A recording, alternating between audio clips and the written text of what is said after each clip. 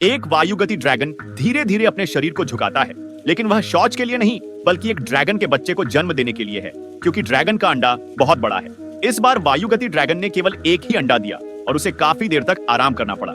इसलिए ये एक अत्यंत लंबी प्रक्रिया है और इस दौरान उसे भोजन या पानी के लिए बाहर नहीं जाना है, बल्कि हमेशा अपने घोंसले के पास रहना होगा। 2 हफ्ते और आधे के बाद इस साल के सभी बच्चे पैदा हुए, लेकिन इस समय वायुगति ड्रैगन की मां पहले से ही थक चुकी थी।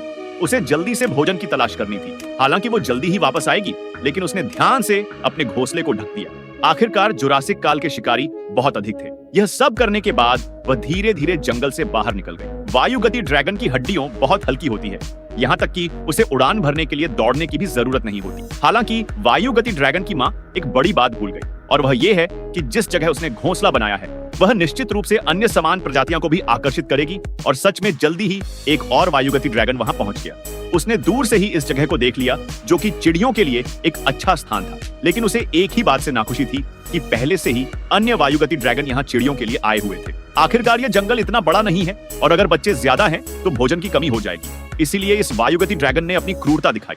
उसने अपने विशाल पंजों से घोंसले से ड्रैगन के अंडे निकाले और एक ही बार में उन्हें चबाकर खा लिया। एक अभी तक जन्मा बच्चा इस तरह से खत्म हो गया। फिर वायुगति ड्रैगन ने घोंसले को पूरी तरह से नष्ट कर दिया और अंदर के सभी अंडों को एक एक करके निकल लिया, क्योंकि इनका प्रोटीन तो गोमान से 5 गुना ज्यादा होता है।